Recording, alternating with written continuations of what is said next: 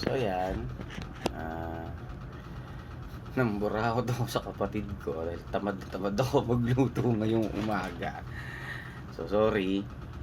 Um, ano kayong lasa nito? Nagluto siya ng spicy adobo. Ito po. Ayan, nakita niyo yung sili. Spicy adobo. Tapos tara, ready natin tong ano. Ay hindi, ito na to. Dito ko nakakainin. Ayan, yung papaya. Yung papaya ko. Hindi. Putasin ko na nga.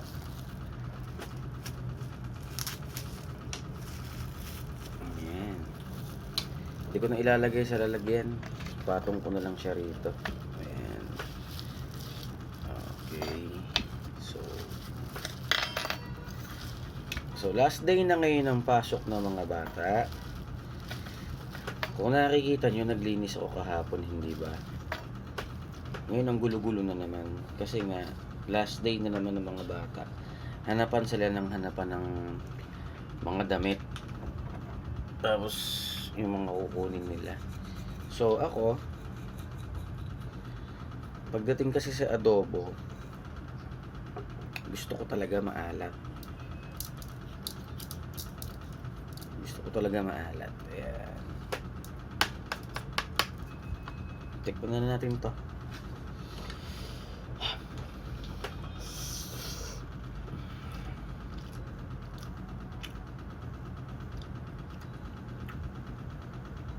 Sarap. Ito po yung sili ha. Nag-blend yung alat tsaka yung tamis.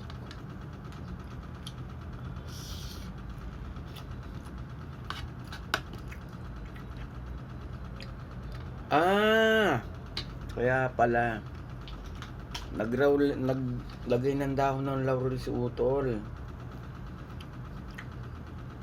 So ito ulit tayo, sili.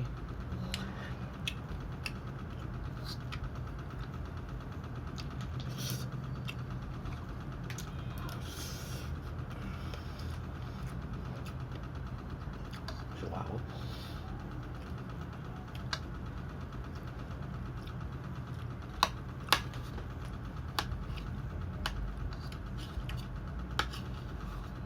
Ang sarap niya.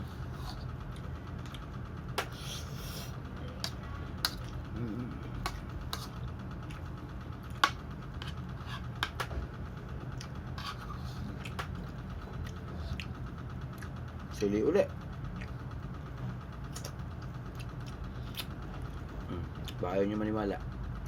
Sili ulit.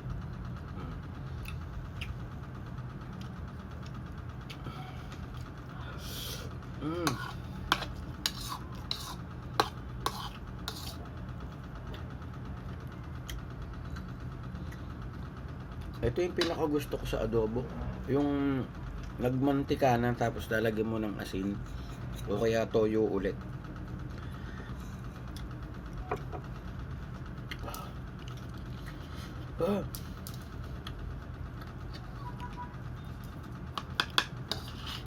Sarap na ito.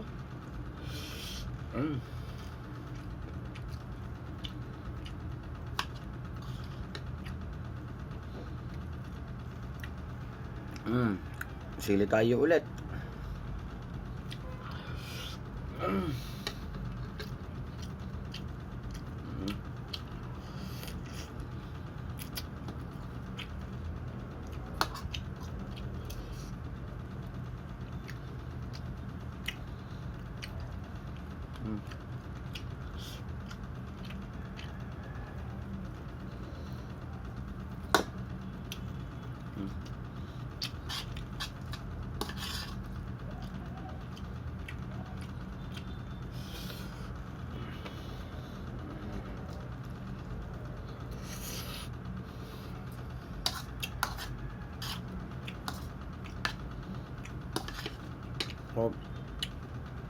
So balik mukbang tayo kasi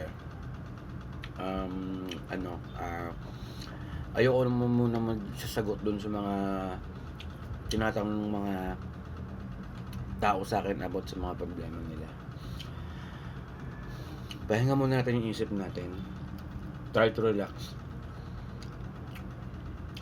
Yun lang muna siguro. Kapag finish na ako. Thank you. Tapos na ako.